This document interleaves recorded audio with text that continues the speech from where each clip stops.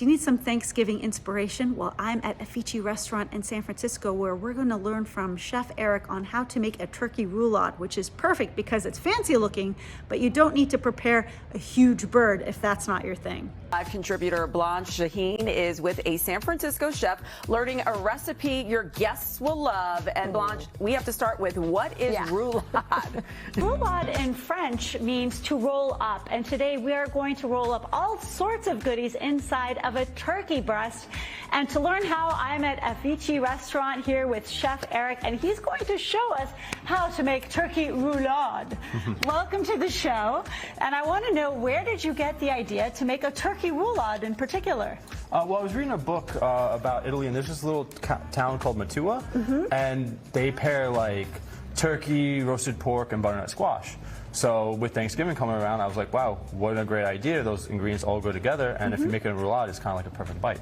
Perfect, yeah, and they're seasonal ingredients, local ingredients. So to start, I noticed that you have some slabs of turkey over here. If you could show us how to prepare it. But, you know, for your home chef, you can you know, go to the supermarket or your local butcher and get a boneless, skinless chicken breast. Then you need to butterfly it and pound it out. That's so you pounded them out already, so that they're nice and flat. So that's great. You could go to the butcher and get the cut ready if you want to save some time.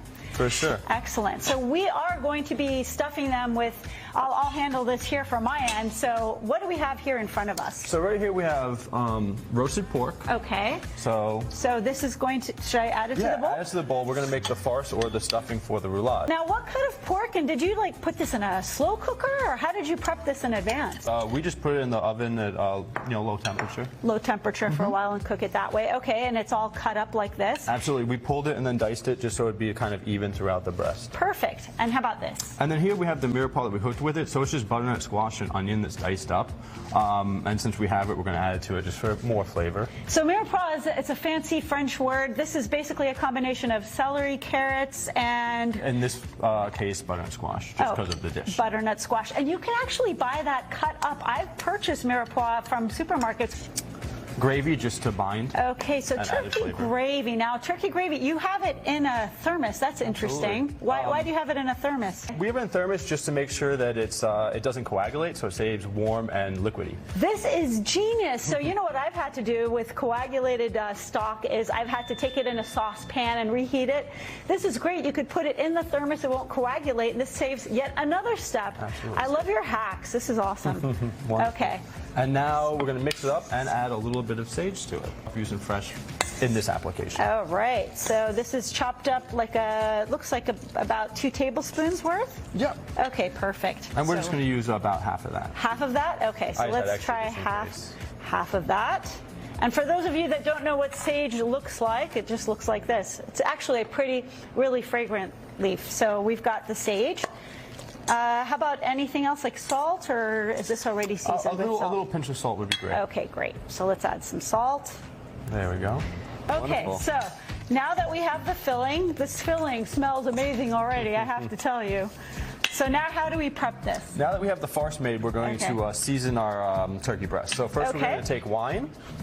And we're going to spritz it out. I like to use a squeeze bottle because it comes out real gradually, and you don't have to. It's not a mess. That whole, like, you know, put your big finger over it and just drizzle out. Yeah. It kind of gets the bottle gross. It cross contaminates it, and it doesn't really gradually or evenly coat the meat.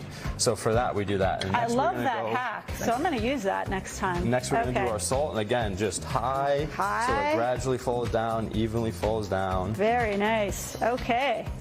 And then pepper, same idea. All right, thank you.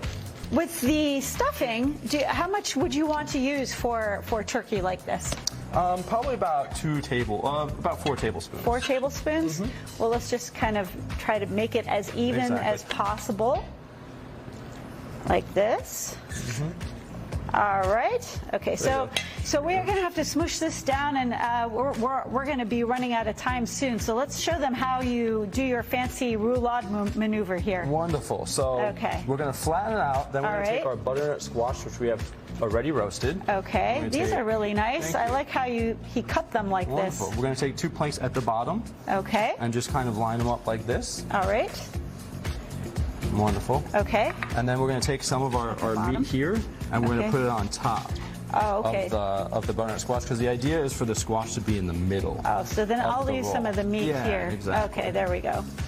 And then once we get there, we're just going to roll. So take it, and you don't have to worry about it being super tight. You don't want the stuffing to come out the ends. Okay. You just want to apply gradual pressure. All right. And roll it up. Perfect. And how do you tie it together? Can I use toothpicks, or do you have to use twine? You can use toothpicks, or you can use twine. We have some butcher's twine. Anytime you're using butcher twine, you just want to start in the middle so that it evenly gets tied.